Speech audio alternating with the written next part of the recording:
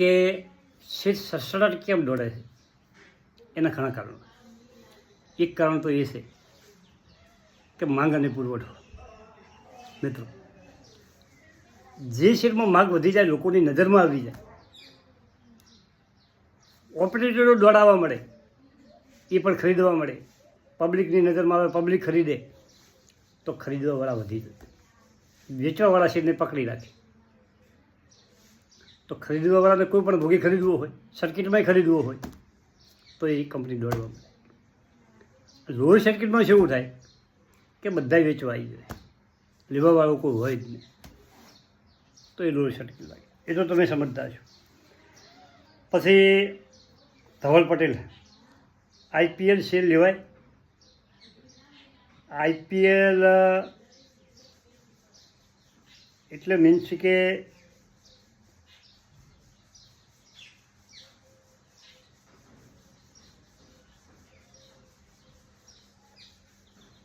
હવે ઓનો ધવલભાઈ તમે આખી કંપનીનું પૂરું નામ લખજો, થોડીક આપણે કોશિશ કરીશું. જયદેવભાઈ આભાર. જગદીશભાઈ ચૌધરી, થેન્ક યુ. ધરણીધરના દર્શન કરવા આવવું છે જગદીશભાઈ, ચોક્કસ મળવું છે. પણ હવે કોમેન્ટ કરો ને તો તમારો ફોન નંબર નીચે ટપકાઈ દેજો, એટલે હું આવતો જતો હોઈશ દર્શન કરવા. અને મંદિરનું મોટું મહત્ત્વ છે ધીમામાં ધરણીધરનું, અને ઘણી વખત દર્શન કર્યા છે, પરંતુ ઈચ્છા થઈ છે દ્વારકા દર્શન કરી આવ્યો હતો, હવે ધરણીધર ભગવાનના દર્શનો નજીકથી કરી આવ્યા છે. રામદેવભાઈ મોઢવાડિયા, પીએન ગાડગીલનો આઈપીઓ ન લાગ્યો. મિત્રો, હું પણ ઘણા આઈપીઓ ભરું છું, લાગી આપતા નથી. આ માનબા ફાઇનલનો આઈપીઓ મારે નહીં લાગ્યો, ઘણી કંપનીનો આઈપીઓ નહીં લાગતા, પરંતુ આપણે ભરવા લાગશે. પ્રફુલભાઈ કમો પેન્ટ, આખો કંપનીનું નામ ઇંગ્લિશમાં લખો, બાકીની ગુજરાતી કોમેન્ટ કરવાની આખી, પછી આખું ઇંગ્લિશ લખવાની કોઈ જરૂર નથી. જો ફાવે તો ઇંગ્લિશમાં લખ્યો તો કોઈ હોતો નથી, પણ શેરનું નામ ફરજિયાત ઇંગ્લિશમાં લખો. નરોત્તમભાઈ, સારી કંપનીમાં ઓપરેટરો દાખલ થાય છે એ કઈ રીતે ખબર પડે? ઓપરેટરો દાખલ થાય એટલે કે ધારો કે કોઈ કંપની છે, એનું વોલ્યુમ 1 લાખ થતું હોય અને બીજે દિવસે 1.5 લાખ 2 લાખ, એમ વોલ્યુમ સતત કંપનીનું વધવા મળે અને ભાવ વધવા મળે, અને ઉપર જઈને સીધી કંપની નીચે પટકાય, તો એમાં પ્રમોટરો દાખલ થાય, ત્યારે ખબર પડે. કમલેશભાઈ ચૌધરી, ઘણી મંદીઓ જોઈ છે તમે કાકા.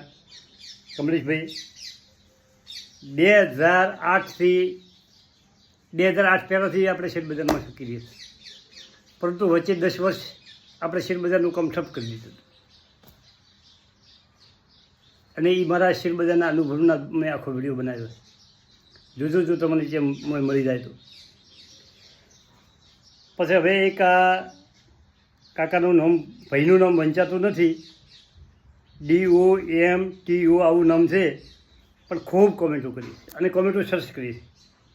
એમનું કહેવું છે કે હું ઝેરોધામાંથી આઈપીઓ ભરું છું, મારે આઈપીઓ લાગતા નથી. મિત્રો, હું એન્જલ વનમાંથી ભરું છું, ઝેરોધામાંથી ભરું છું, પણ મારે પણ લાગતા નથી. અને એમનો TBZ,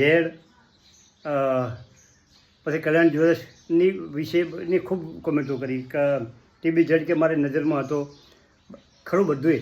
તમારું નામ લખજો અને સરસ કોમેન્ટ કરજો, જેથી મને, અને ઘણી કોમેન્ટોમાં તો કેવું છે બીજા લોકોને ઉપયોગ થાય એ રીતની સરસ કોમેન્ટ કરો, એટલે ઘણા લોકોને હોય છે. હવે મેહુલ કુમારનો પ્રશ્ન છે, PFC પાવર ફાઇનાન્સ કંપનીમાં રોકાણ કર્યું છે, EPS 62.81 છે, જોરદાર કંપની છે.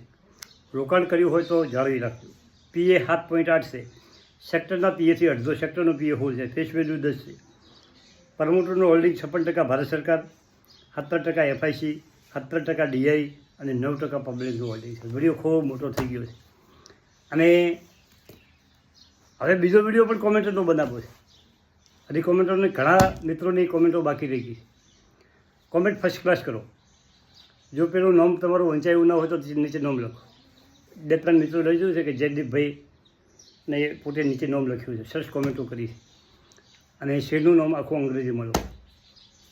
શક્ય હશે એટલે જવાબ આપવાની કોશિશ કરી. થેન્ક યુ, આભાર.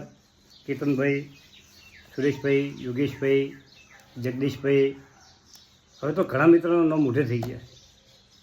થેન્ક યુ, આભાર.